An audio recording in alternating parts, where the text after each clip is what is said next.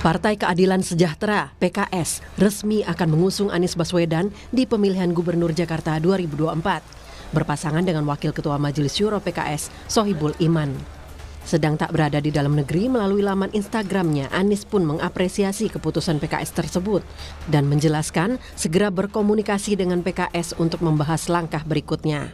Anies menambahkan akan ada parpol lain yang bergabung untuk mengusungnya di Pilkada Jakarta. Menyampaikan rasa terima kasih dan apresiasi atas sikap PKS hari ini yang tadi disampaikan oleh Bapak Presiden. Insya Allah sekembalinya ke tanah air, kami akan segera berkomunikasi dengan pimpinan PKS untuk membahas langkah-langkah lebih jauh untuk tindak lanjut ke depan. Begitu juga dengan pimpinan-pimpinan partai yang lain.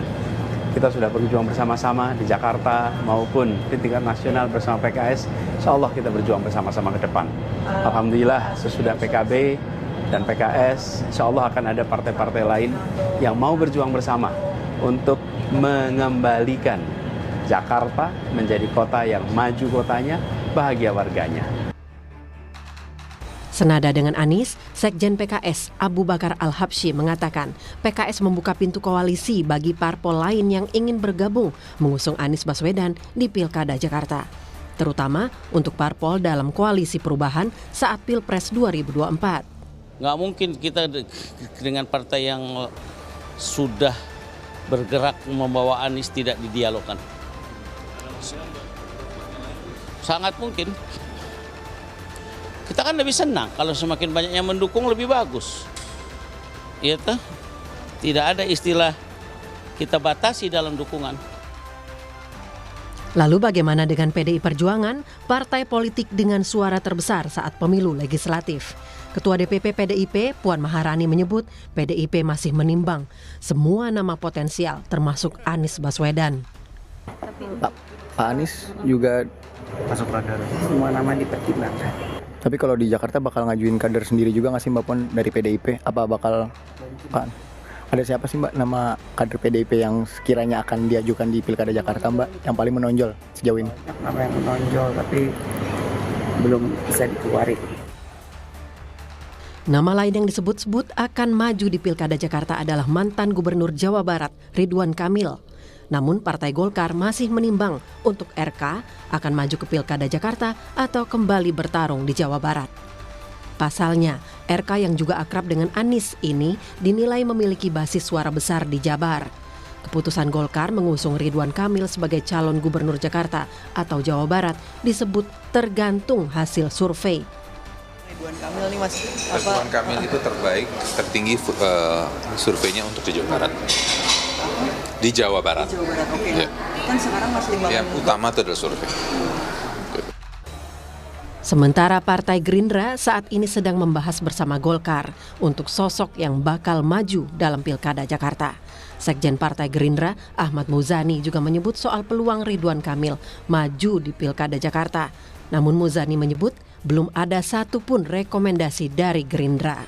Jakarta begitu Mas? Sampai sekarang belum dikeluarkan rekomendasi untuk DKI. Bang, apakah betul kalau misalnya Gerindra dan Golkar udah Saya belum taken rekomendasi untuk DKI. Bang Muzani, apakah betul RK gitu ya Pak Muzani? Saya belum taken untuk DKI. Untuk siapapun. Apalagi? Pendaftaran Pilkada ke KPU dibuka mulai 27 Agustus 2024. Namun jauh hari, partai-partai besar sudah pasti menimbang dan memilih siapa sosok yang akan diusung. Tak hanya kapabilitas, namun elektabilitas sudah pasti menjadi tolok ukur utama parpol demi memenangkan pertarungan di daerah. Tim Liputan, Kompas TV.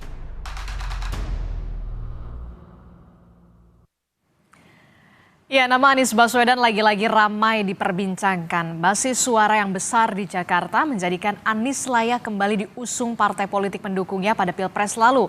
PKS sudah lebih dulu menyatakan dukungan untuk Anies di Pilgub Jakarta. Sementara di sisi lain, sosok yang bakal jadi pesaing Ridwan Kamil disebut-sebut masih dipertimbangkan Golkar untuk Pilgub Jakarta. Lalu bagaimana pertimbangan Golkar? Dapatkah kelak Anies melawan RK merebut kursi Jakarta 1? Kita bahas di pagi hari ini bersama dengan narasumber yang sudah hadir ke studio. Sudah ada juru bicara dari Partai Keadilan Sejahtera, ada Kang Pipin Sopyan. Assalamualaikum, selamat pagi Kang Pipin. Salam Mbak Disti. Ya, kemudian juga ada juru bicara tim pemenangan Pilkada PDI Perjuangan Mas Ciko Hakim. Selamat pagi Mas Ciko, assalamualaikum. Pagi, waalaikumsalam. Ya, kemudian juga melalui sambungan Zoom ada pengamat politik dari Universitas Paramadina, ada Pak Ahmad Khairul Umam. Selamat pagi, assalamualaikum Mas Umam. Waalaikumsalam, selamat pagi Mbak Disti dan Ciko. Nanti juga kita masih akan bergabung dengan dari Koalisi Indonesia Maju, salah satunya ada dari Ketua DPP Partai Demokrat, ada Pak Herman Hairon yang kami masih mencoba untuk menghubungi beliau. Tapi saya bertanya dulu nih, pertama ke Kang Pipin, ini kan kita lihat ya, di pekan ini PKS mendapatkan spotlight yang benar-benar luar biasa setelah nama Anies Baswedan ini diusung oleh PKS. Nah yang kemudian menjadi pertanyaan, PKB, PKS sudah mengusung nama Anies Baswedan. Nasdem kapan? Apakah sudah ada pembicaraan? Kan katanya terbuka untuk parpol lain. Ya, tentu tanya ke Nasdem ya kapan. Okay. Tapi kalau pembicaraan ada ya. Kami sebelum PKS memutuskan untuk mengusung Pak Anies dan Pak Sohibul Iman, kami juga sudah silaturahim ke Nasdem Tower pada hari Jumat lalu ya. Dan saya kira ada sinyal positif ya dari Pak Surya Paloh melihat ke depan siapa yang akan memimpin Jakarta. Karena kami melihat beliau punya pandangan yang sama tentang siapa sosok yang akan memimpin Jakarta. Pertama misalnya yang ingin kita usung dan beliau sampaikan yang punya rekam jejak yang baik. Ya, baik di eksekutif maupun di legislatif. Ya, yang kedua adalah yang punya kredibilitas dan kapasitas. Ini dua-duanya sama-sama doktor, sama-sama lulusan luar negeri. Kalau Pak Sohibul Iman S1, S2, S3-nya Jepang. Dan yang ketiga adalah yang punya elektabilitas tinggi dan punya mesin partai yang kuat. Nah di situ peluang Pak Anies dan Pak Sohibul Iman bisa maksimal di Jakarta.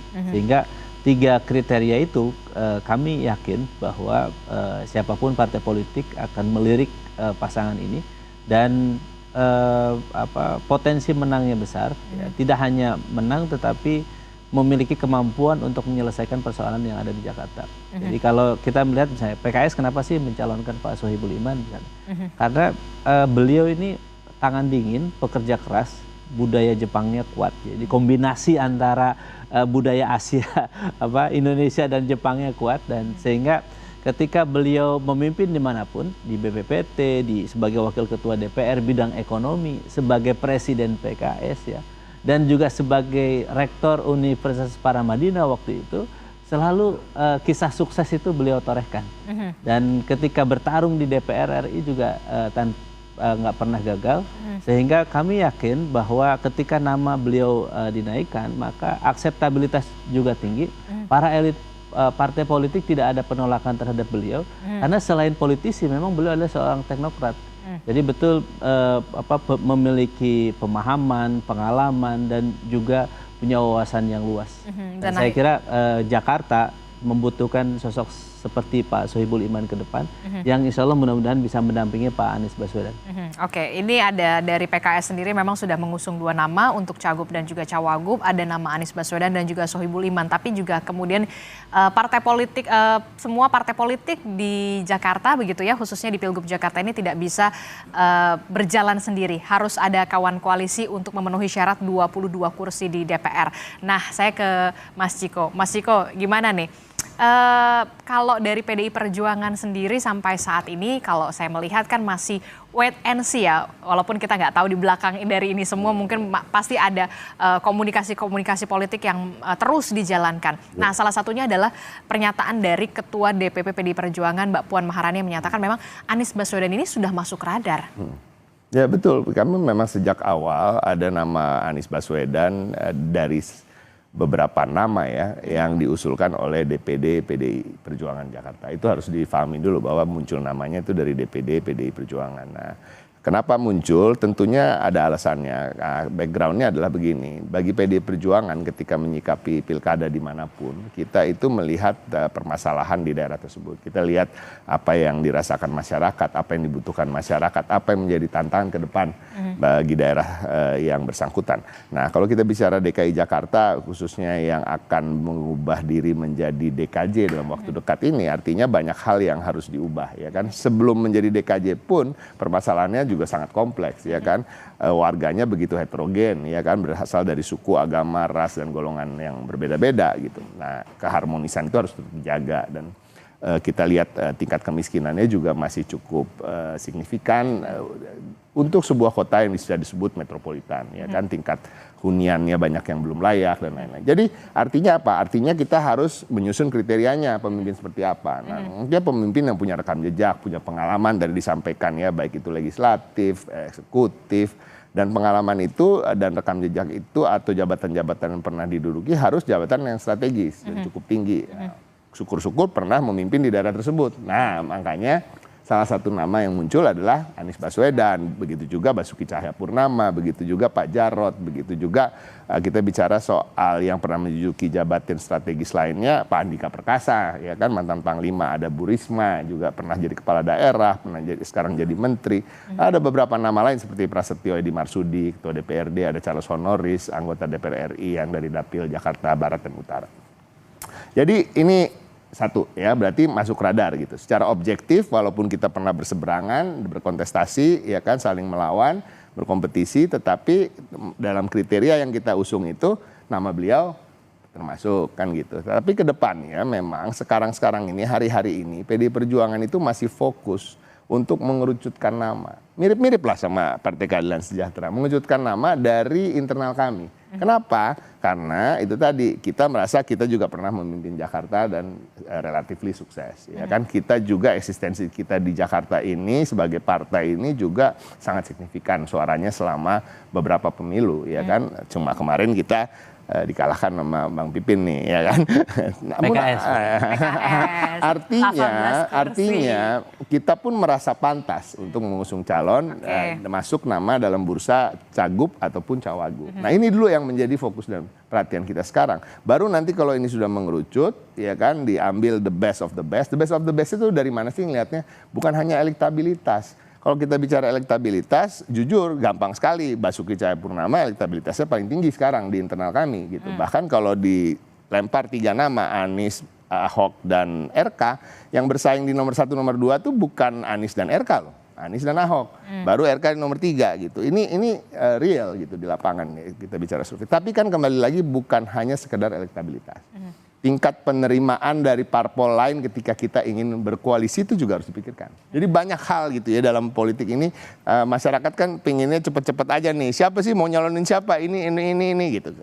Mereka melihat Anies Sohibul Iman gitu. Tapi kan banyak yang nggak tahu bahwa kursinya belum cukup kalau PKB nggak fix, ya kan, kalau Nasdem belum pasti, kan gitu. Nah, ini juga harus menjadi pertimbangan kami gitu. Nah, kita apresiasi apa yang dilakukan oleh PKS. Itu move yang menurut saya sangat baik, move sebagai partai yang memang menempatkan posisinya bahwa kita pemenang di sini, kita berhak.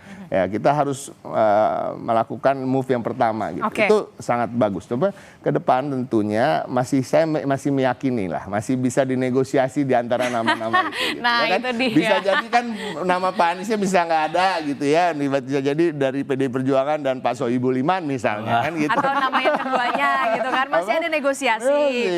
Atau ada poros ketiga gitu kan, PDI Perjuangan dengan Partai Kebangkitan Bangsa misalnya, iya kan? Karena PKB nggak happy, nggak kebagian namanya di antara kombinasi itu kan gitu.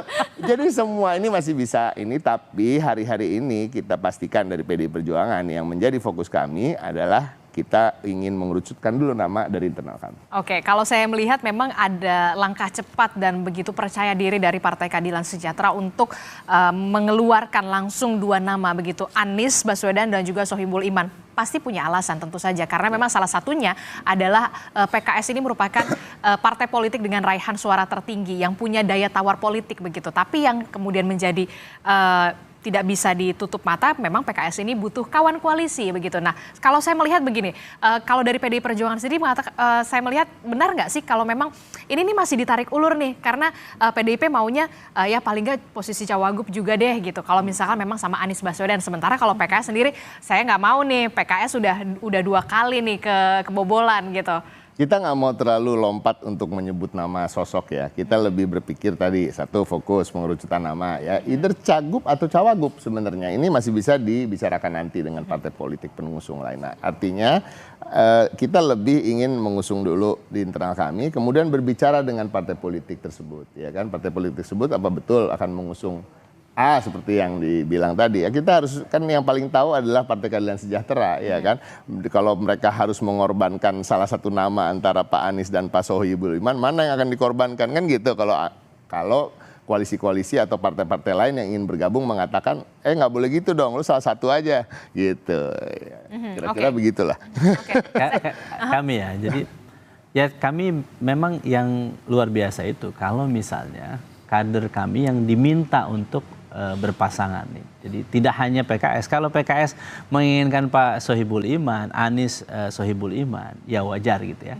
Tetapi kalau misalnya partai lain yang juga sudah berminat dan tertarik dan juga punya komitmen untuk mengusung Anies Sohibul Iman, ini yang luar biasa. Jadi saya setuju dengan Bang Ciko ya, bahwa akseptabilitas itu penting. Jadi memang elektabilitas tinggi belum tentu dicalonkan. Jadi yang kita cari adalah yang minim penolakan baik dari publik maupun dari partai politik, dari pimpinan partai politik. Nah, kami melihat bahwa sosok keduanya ini minim penolakan ya, dan salah satunya Pak Sohibul Iman ya. Karena memang beliau punya rekam jejak yang baik kemarin ketika sebagai tim kecil ya, tim 8, dan beliau ketika di Koalisi Perubahan juga diterima oleh berbagai partai politik ya, tidak hanya di Koalisi Perubahan kemarin, PKB, Nasdem, di partai lain juga beliau diterima dengan baik, misalnya di Partai Demokrat juga diterima dengan baik, di partai yang lain juga, mudah-mudahan di PDIP juga begitu ya. Dan sehingga kami sih hakul yakin ya, kami tidak akan mendahului takdir, kami akan ikhtiar yang terbaik untuk memasarkan sejak dini Anies Sohibul Iman. Aman untuk Jakarta, yang lebih aman. Memasarkan sejak dini, itu dia kalimat kuncinya. Nah, yang kemudian juga menjadi pertanyaan saya, Kang Pipin, begini. Anies ini memang diusung oleh PKS. Ada komunikasi tentu jelas antara PKS dan juga Anies Baswedan. Tapi kemudian apakah nama Sohibul Iman ini juga memang disetujui oleh Anies Baswedan dan juga PKS, memang oke, saya bersedia dengan Pak Sohibul Iman. Ada pembicaraan sampai ke situ dari Anies Baswedan? Tentu ya. Kami harus menghormati ya, meskipun domain otoritas untuk menentukan calon gubernur dan wakil gubernur adalah para pimpinan partai politik. 20% tiket itu ada di Ketua Umum Pak Syaihu, misalnya di Nasdem ada Pak Surya Paloh atau Gus Imin di PKB gitu ya. Tentu kami membicarakan juga dengan beliau bagaimana Pak Sohibul Iman, dan beliau paham betul kualitas Pak Sohibul Iman. Apa respon dengan Pak Anies? Ya beliau happy, beliau menunjukkan bahwa optimisme untuk memimpin Jakarta ke depan ya. Tinggal nanti ikhtiar ya, kami tugaskan kepada Pak Anies Baswedan untuk memastikan cukup kursi. Jadi sehingga nanti kami memang sudah komunikasi, tetapi tentu beliau juga harus bangun komunikasi bahwa tiket di PKS itu baru 18 gitu, masih kurang 4 kursi lagi. Dan tentu beliau juga berikhtiar untuk mendapatkan tambahan 4 kursi sehingga beliau bisa berlayar dan Pak Sohibul Iman juga bisa berlayar. Dengan punya akseptabilitas dari partai politik lain. Betul. Dan beliau menunjukkan rasa terima kasih ke PKS. Kemudian kan beliau juga dalam perjalanan ke Spanyol juga menyampaikan itu kan, bahwa setelah dari Spanyol maka akan kembali ke tanah air dan kita akan membahas bagaimana langkah-langkah selanjutnya begitu ya. Tapi dalam video itu tidak disinggung secara spesifik nama dari kader PKS Pak Sohibul Iman, kalau memang beliau bersedia bersama dengan Sohibul Iman. Itu yang kemudian menjadi pertanyaan saya juga sebenarnya. Karena kita memahami ya bahwa beliau juga harus membicarakan ini dengan partai yang lain. Betul. Jadi sehingga kita tentu beliau juga harus berkomunikasi misalnya dengan Nasdem, PKB atau nanti dengan PDIP begitu ya. Atau Sehingga, nanti. ya, jadi proses itu kami pahami ya bahwa beliau menerima Pak Sohibul Iman ya, kan politik itu ada panggung depan ada panggung belakang ya. Betul. Jadi bisa jadi memang beliau memahami bahwa apa yang disampaikan oleh PKS, tetapi mungkin beliau juga izinkan untuk berkomunikasi dengan partai lain sehingga cukup 20% bisa berlayar. Oke, saya ke Mas Umam. Mas Umam, ini kan langkah yang cepat dan percaya diri dari Partai Keadilan Sejahtera sebagai partai yang kemudian punya raihan tertinggi di Jakarta, begitu mengusung langsung 2 nama sebagai cagup dan juga cawagup, nama Anies Baswedan dan juga Sohibul Iman. Tapi PKS ini kan di sisi lain juga masih membutuhkan kawan koalisi. Nah, ini yang kemudian masih digodok, apakah nanti akan ada perubahan untuk berebut nama calon wakil gubernur atau seperti apa nanti dinamikanya, Mas Umam? Langkah dan juga manuver dari PKS ini adalah sebuah ekspresi kepercayaan diri, ya, tapi juga di saat yang sama ya cukup wajar karena PKS pertama memiliki kapasitas untuk melakukan itu sebagai jawara dari Pileg 2024 yang lalu di Jakarta. Tetapi di saat yang sama juga langkah dari PKS ini adalah sebuah refleksi dari perjalanan panjang dalam proses interaksi berkoalisi. Kalau misal kemudian kita cermati, semalam saya diskusi panjang lebar sama Kang Pipin, ada sebuah trauma yang cukup serius yang barangkali dirasakan oleh PKS. Pertama, pada suatu momentum ada posisi cawagup yang kosong, wagub yang kosong waktu itu di DKI Jakarta, yang sebenarnya teman-teman PKS itu berharap betul karena kontribusinya dalam proses pemenangan cukup besar, maka kemudian ingin mendapatkan posisi itu. Tetapi dalam situasi dan juga perkembangannya, PKS tidak mendapatkan itu. Sekali lagi, PKS legowo.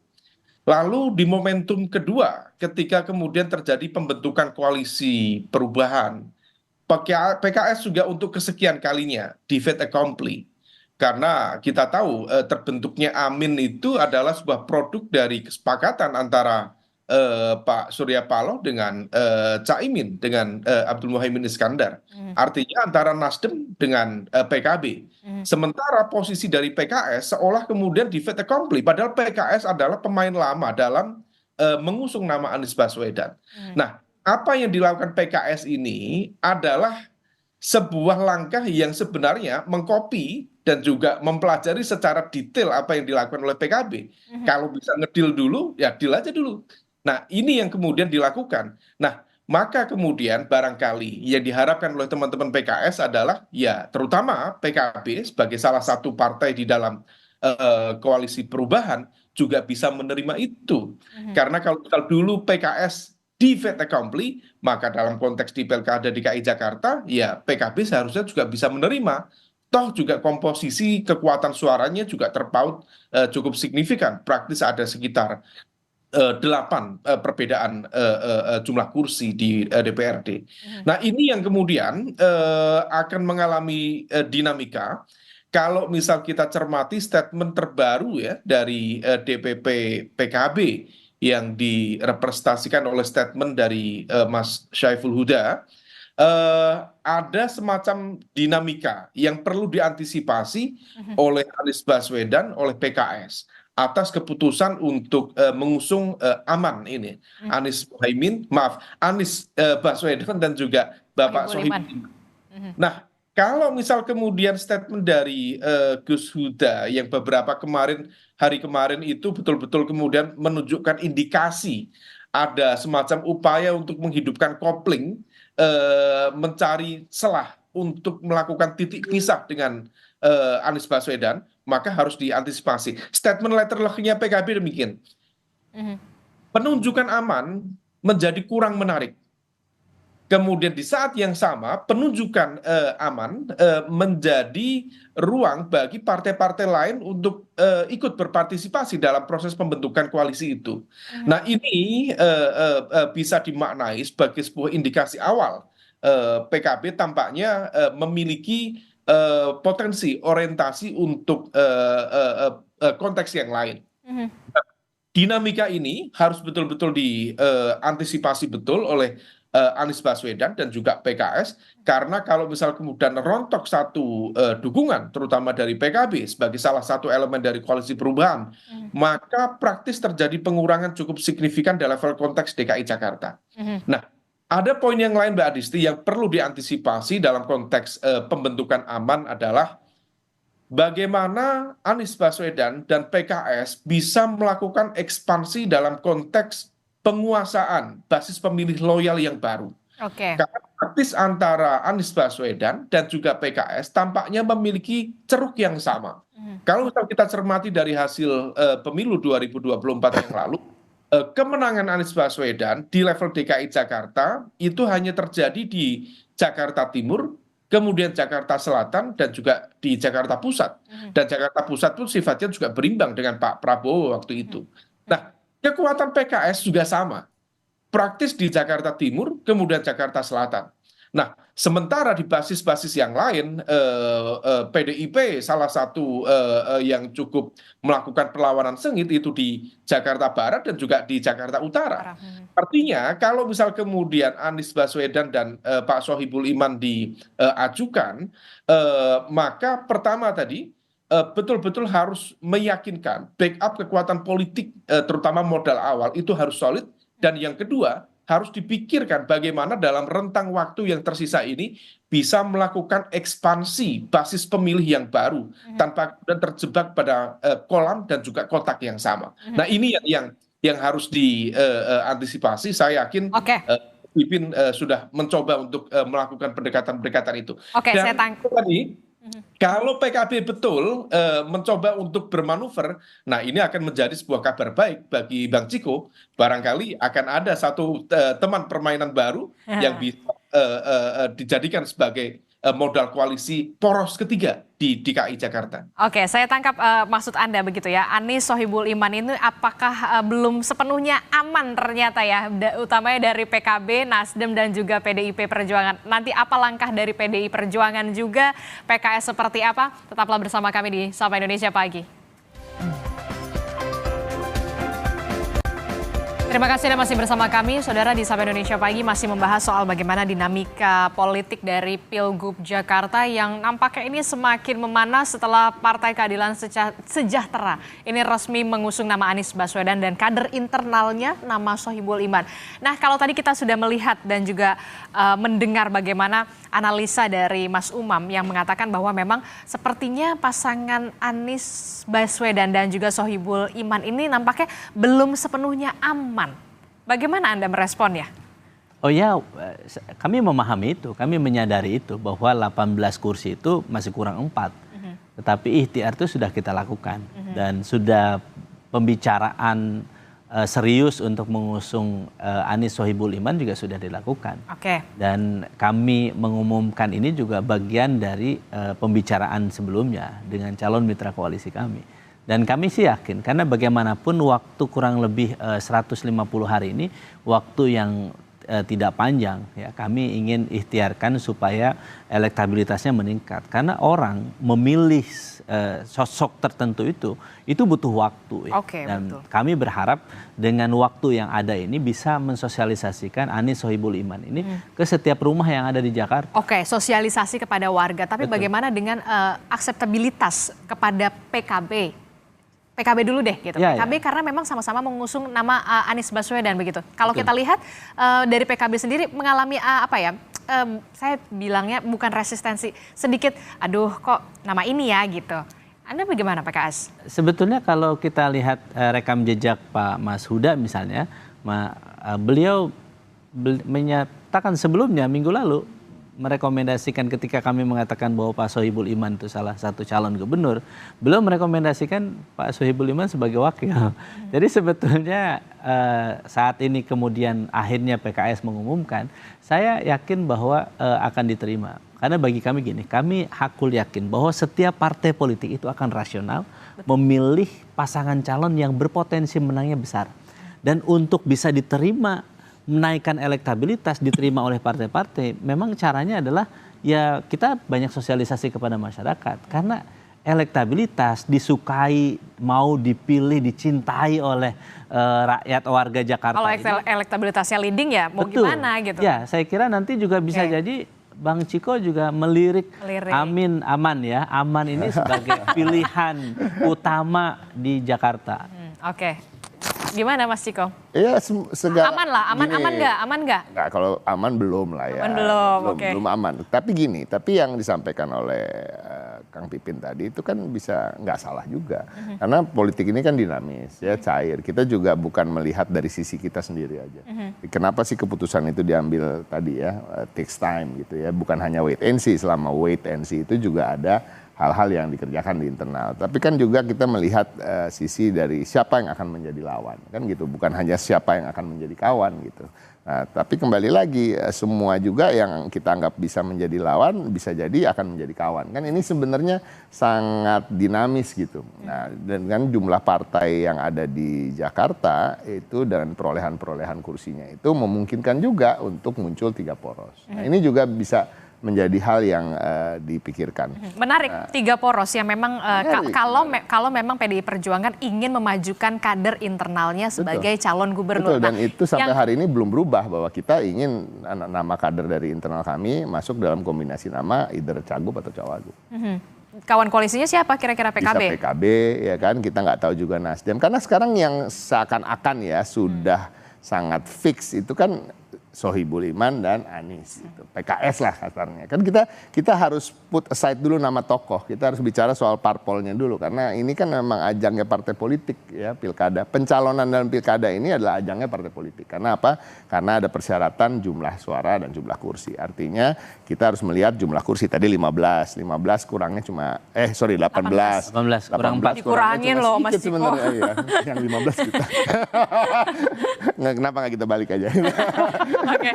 Jadi intinya gitu. Jadi itu dulu yang kita lihat dan sampai hari ini walaupun PKS tadi sudah seakan-akan fix menyebut 2 nama itu, tapi kan kembali lagi masih kurang 4 kursi. Jadi semuanya masih bisa cair dan dinamis. Tapi yang bisa dipastikan dari PKS adalah kalaupun tidak mengusung 2 nama itu salah satu nama. Itu yang kita harus patut apresiasi. Ya, kita harus hargai itu. Oke, menarik juga soal pembahasan poros ketiga ini begitu ya. Kalau memang betul PDI Perjuangan ingin memajukan kader internalnya sebagai calon gubernur ya kan, karena juga punya posisi 15 kursi walaupun memang harus ada kawan koalisinya juga. Nah, sudah bergabung bersama kita dari Partai Golkar sudah ada Ahmad Doli Kurnia. Selamat pagi, assalamualaikum Bung Doli.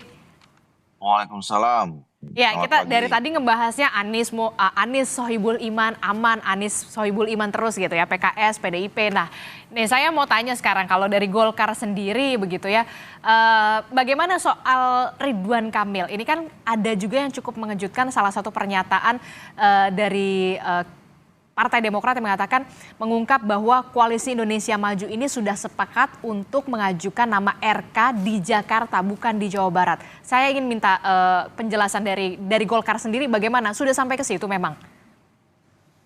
Saya juga tidak tahu ya apa yang disampaikan teman-teman Demokrat itu, keputusannya itu di mana dan kapan ya. Karena setahu saya bahwa pertemuan antara ketua umum kami dengan ketua umum partai politik di Koalisi Indonesia Maju ini kan sebetulnya juga sering terjadi ya, atau bahkan komunikasi informal juga mungkin hampir setiap hari mereka berkomunikasi gitu. Nah, informasi yang kami dapatkan tentu dari ketua umum kami ya, bahwa sebetulnya sampai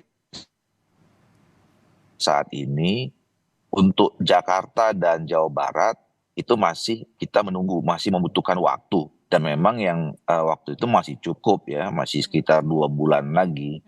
Ya, kita akan melihat perkembangan, mencermati gitu.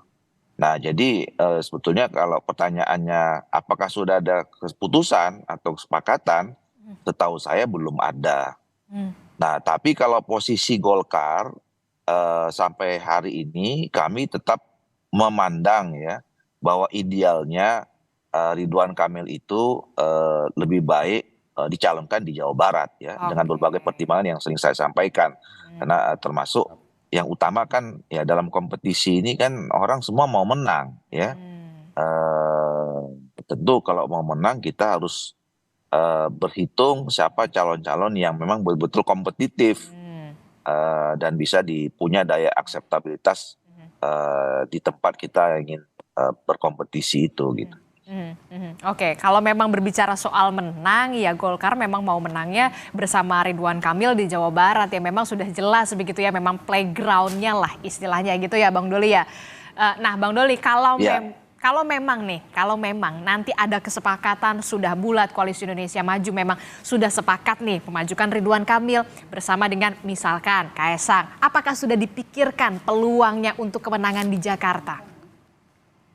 Ya kita belum bisa mengandai-andai, ini kan semua hitungannya harus pasti ya, dan kita nggak bisa mengatakan kalau nanti seperti ini, kita harus menghitung pada akhirnya kita akan memutuskan siapa yang kita calonkan, pasangannya siapa, dan kemudian nanti yang mau kita hadapi lawannya siapa. Nah ini kan juga harus semuanya dikalkulasi gitu. Nah, apalagi sekarang misalnya sudah mulai muncul kan. Dan kenapa misalnya Golkar kemudian memandang bahwa Ridwan Kamil lebih baik di Jawa Barat kan ya seperti yang saya katakan beberapa kali, karena memang sudah mulai muncul nama-nama di Jakarta yang sebelumnya diperkirakan tidak muncul jadi muncul, dan itu membuat situasi Ridwan Kamil di Jakarta tambah kompetitif gitu dibandingkan di Jawa Barat gitu. Nah sekarang apalagi misalnya kemarin sudah disampaikan oleh kawan-kawan di PKS dipasangkan antara Pak Anies sama Pak Sohibul Iman gitu ya. Nah tentu kan itu nanti akan menjadi pertimbangan kita ya, menentukan siapa, termasuk nanti kalau ada partai Pak Ciko dan kawan-kawan misalnya yang lain memutuskan nama lain, itu kan akan harus kita hitung.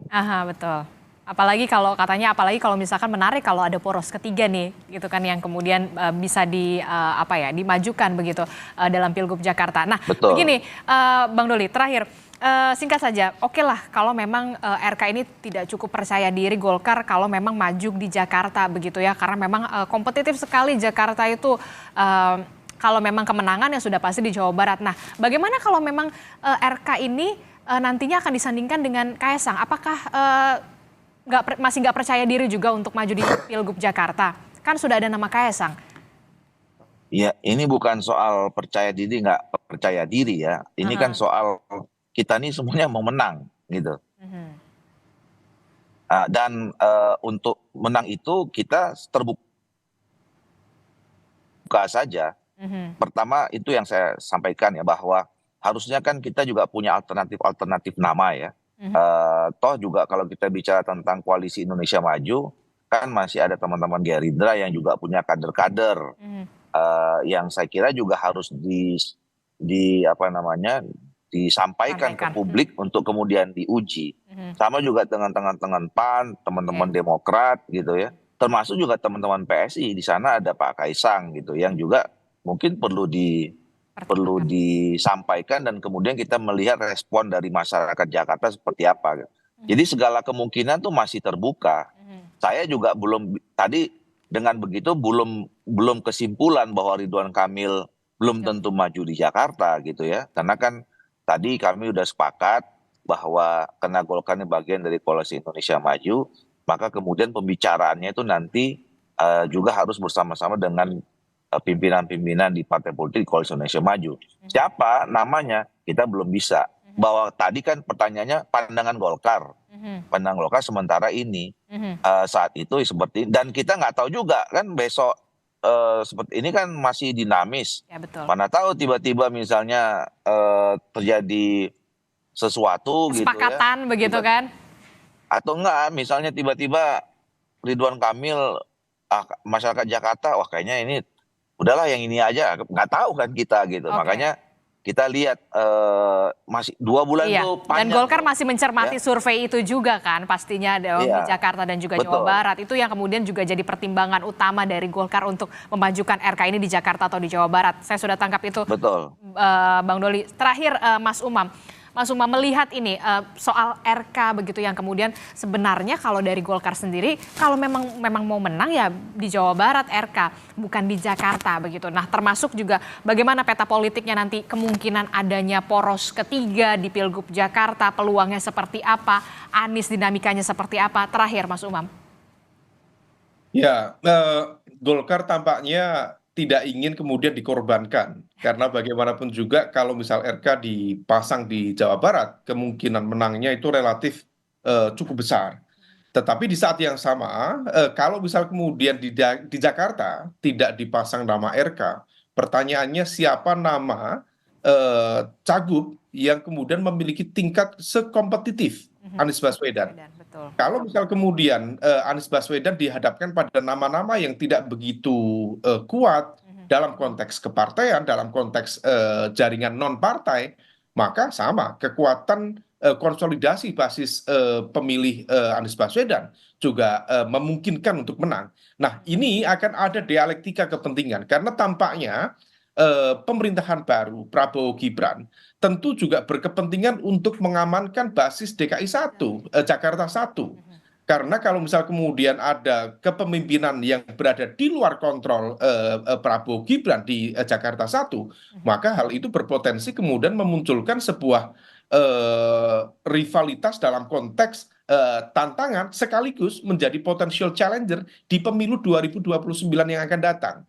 Nah, kita bisa memahami kontestasi kepentingan itu. Di satu sisi potensi kemenangan dari Anies Baswedan, let's say dengan Pak MSI relatif terbuka, kalau misal kemudian konsolidasi kekuatannya bisa dilakukan secara optimal, tetapi Koalisi Indonesia Maju akan melakukan segala cara untuk menghentikan itu dan juga untuk memastikan bahwa Jakarta tetap berada di bawah koordinasi dan juga kendali Koalisi Indonesia Maju.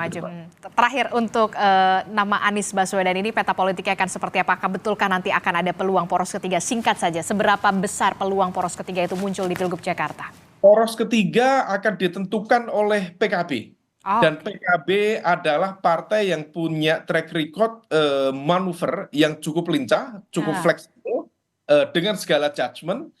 Kalau misal menggunakan argumentasi moral etik, fatsun politik, kalau kemarin PKS saja mau menerima dalam tanda kutip dibegitukan, di fait accompli untuk menerima komposisi Amin, maka seharusnya PKB juga mau menerima untuk legowo menerima gantian lah ya ibaratnya. Gantian. Tetapi kalau misal ternyata PKB tidak mau menerima itu dengan baik, maka ini peluang besar bagi PDIP. Karena PDIP dalam sejarah pasca reformasi tidak pernah menjadi makmum di DKI Jakarta. Selalu menjadi imam. Barangkali manuver PKB dalam konteks ini menyelamatkan muka PDIP untuk tetap menjadi imam dalam kontestasi pilkada yang akan datang. Oke, menarik sekali dinamika politiknya ini semakin panas, semakin menggemaskan. Terima kasih Mas Ciko Hakim telah bergabung bersama kami, Kang Pipin Sopyan dari PKS, kemudian ada Bung Doli Kurnia dari Partai Golkar dan Mas Umam. Terima kasih Bapak-Bapak, sehat selalu. Assalamualaikum. Waalaikumsalam.